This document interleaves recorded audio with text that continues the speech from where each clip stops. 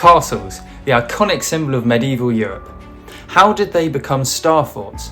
How did the advent of cannons cause the decline of the castle? And how did star forts work? How were they resistant to cannons? Why were they built? How were they built?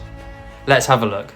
Castles were the dominant form of fortification for most of human history. The idea of build a wall, sometimes build a small ditch, it will keep out whoever you want to, and that tactic has worked throughout most of human history. And against arrows, even against catapults and siege engines, castle walls, the way we think of them, were very effective. Starting with the Romans who perfected the art, by the 1400s castle design was a very intricate business. However, in 1453, Constantinople fell to the Ottomans. Now, ignoring the fact that this ushered in the Renaissance, the key point to note here is that Constantinople was protected by the Theodosian walls. They were a 3-layered system of wall and had resisted over 20 sieges. They were the peak of castle engineering. It didn't get better than that. But the Ottomans had turned up with cannons, or bombards, early cannons, which knocked down the walls. And this was a real shock to the medieval world. It was also then later seen on the Siege of Rhodes in 1480, where castle walls proved effective if they were led by a tenacious defence. But it was in Italy in the Italian wars in the 1490s that cannons really showed their true colour. King Charles of France invaded Italy, and with him he brought a siege train of cannons. And he came to city after city, castle after castle, and each time he aimed his cannons at the walls and levelled them, flattened them.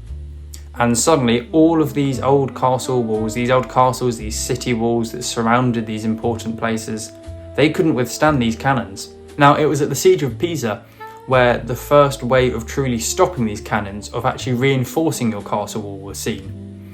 And this was a case where part of the wall of Pisa, the medieval wall, had been shot by cannons and had collapsed.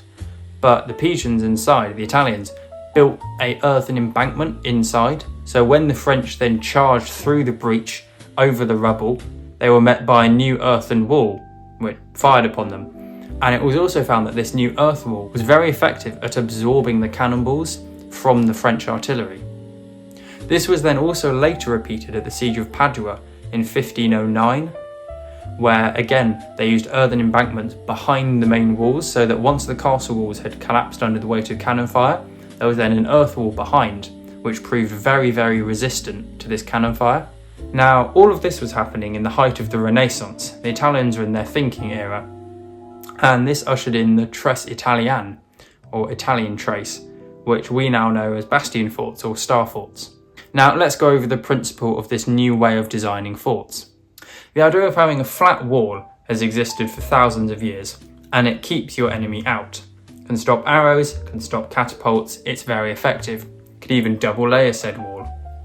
However, against cannons, a tall, thin wall is very vulnerable, as the cannonballs can punch through it, gouge great holes and cause the wall to collapse.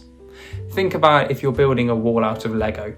If you only make it 1 or 2 bricks wide and you roll a tennis ball at it, it's going to collapse, it's going to break, it's going to fall over.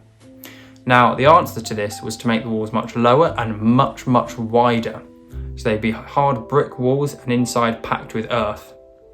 Now, this meant they could absorb an absolute beating from these cannons, and sure, it would gouge a hole out of the front of the wall, but it would not go through, it would not make the wall collapse. However, a key problem with this was you'd now removed the entire point of having a wall in the first place, which is to stop people just climbing in. If you've got a very, very low wall, it's quite easy to get up. So the answer to this was make a very large ditch. So now we've got a large ditch and a low, wide wall. So this stopped cannons being able to punch through the wall and collapse it, and it also stops people being able to simply climb your wall. Now, all of that earth that you've dug out for your ditch, what they realised they could do is they could pile it up in front of the ditch in a slope called the glacis. And as this diagram shows, what this would do is protect a lot of the wall from the fire. So many of the cannonballs would simply hit the glacis and either bury themselves in there or ricochet off, and they wouldn't actually hit the wall. And even if they could only hit the top section of the wall. So let's say they could destroy that. The lower section of the wall and the large ditch is still there.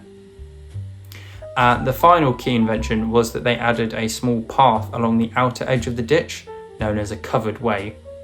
as an extra line of defence, at first as a way to simply patrol and cover the glacis, but they then realised they could have infantry along this covered way, firing down the glacis, and more infantry and cannons up on the main ramparts, giving 2 tiers of fire across the glacis. Now, this is looking at it from a horizontal cross-section, but where star forts get really interesting is when you look at them from above. And this is where they get the name star fort from. Now, castles have often had walls, small round towers. That's how they've been designed. However, when people started trying to put cannons on these round towers, they came up with 2 problems. Firstly, there's not that much space on a round tower to mount your cannons. And secondly, and far more importantly, there were blind spots. As this diagram here shows, if you've got these walls with round towers, even if you've got men on every bit of wall, there are still going to be blind spots where you can't shoot. So the answer to this was, instead of these round towers, have pointed bastions, which eliminates the blind spots and also allows more space to mount your cannons. And this is how the bastion fort or star fort was born. So from above we have this, and the key ingredients are the curtain wall, this long stretch of flat wall here, the flanks of the bastion, and cannons on them could cover the curtain wall, and the face of the bastion, which was the longer side that led to the point. Now, the principle behind the bastion fort was called an enfilade of fire, where anyone attacking any point could be shot from the side. So if you tried to attack this curtain wall, both flanks of the bastion could shoot at you. If you tried to attack the face of a bastion, the flank of another bastion would be able to cover it, meaning there was no dead ground. Every area around the fort was covered.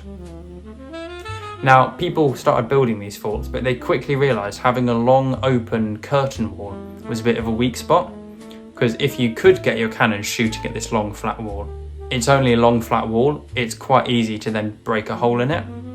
So the answer was, let's take the shape of a bastion, the slight ballistic shaping, let's cut off the back end and let's put it in front of the curtain wall.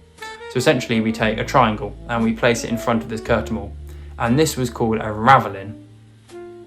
Now, what the ravelin would do is it would create another layer of defence that you had to get through before you could actually shoot at the curtain wall. And as you can see, the shots would either ricochet off often, it was hard to shoot it head on, and even if you could shoot it head on at the point, there was a lot of earth in the ravelin to actually punch through, so it was very difficult to destroy one. And then you still had the main wall. And this is an idea that I'm going to touch on a lot here, which is the idea of an onion and of having rings and rings of defence.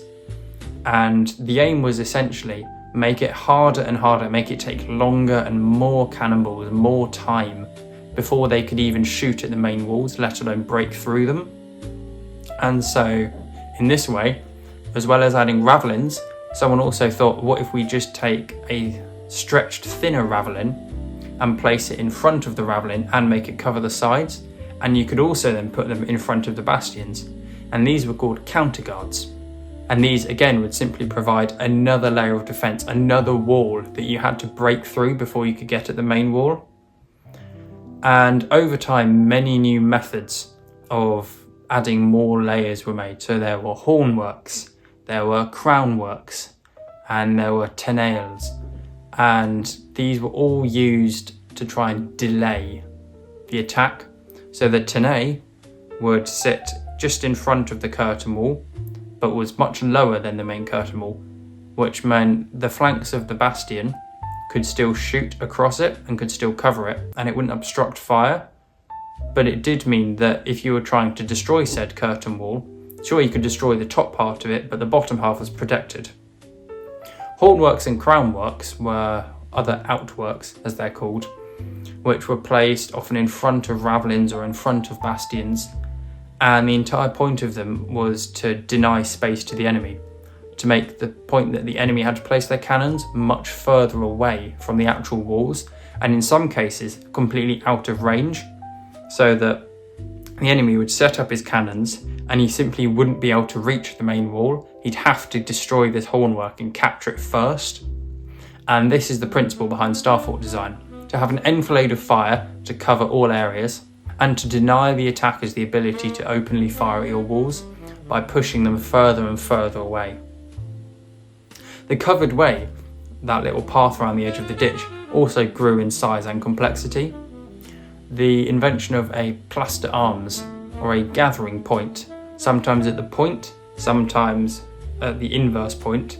It was a useful invention, as this allowed troops to gather there before sortying out or charging out to try and destroy their cannons at night or do a raid and that sort of thing. And they also added what was called a traverse along the covered way, which were basically large earth blocks every now and then, which meant if an enemy managed to get his cannon and set it up looking along the covered way, that would mean no one could go on it because it would be swept by this cannon. But by putting traverses along it, it meant he could only cover that small section until the next traverse, and anyone behind that traverse would be safe. And so it slowed down the rate of advance. It meant just capturing a part of the covered way didn't mean you could control all of it. Now this was all happening during the 1500s, and it wasn't instant, as for instance the castles built by Henry VIII in the 1500s were artillery castles designed to counter cannons, but were designed as round forts rather than star forts. But by the end of the 1500s, the idea was generally there to make this bastion fort or this star fort.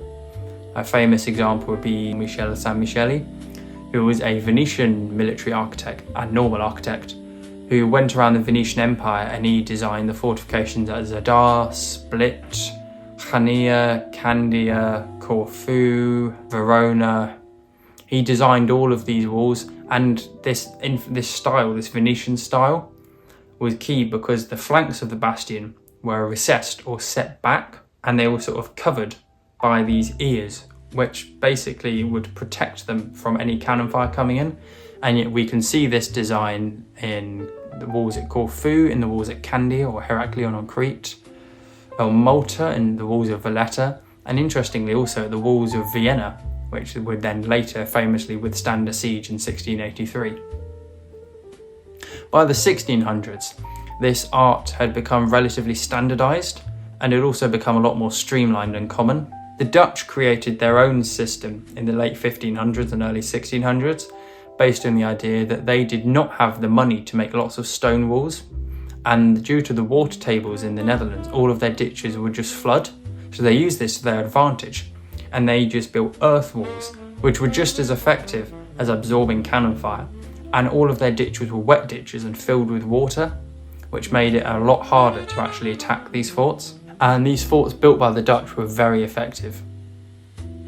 Towards the end of the 1600s, people like Vauban, who was Louis XIV's major military architect, would standardise the art of making star forts. He built, according to some people, over 300 different star forts, and he really streamlined the method. He made great use of the tenaille and the traverse, and of outworks to delay the attack. And he standardised the hornworks, the crownworks, counterguards, ravelins, lunettes and bonnets. You get the idea. Now, this is a really interesting subject, and I can go into a lot more detail, but for now, that's a brief history of how castles became star forts. Thank you very much for watching. Please like and subscribe if you'd like to see more videos, and drop a comment down below, let me know what you thought. And please share this with any of your friends who you think would find this interesting. Thank you.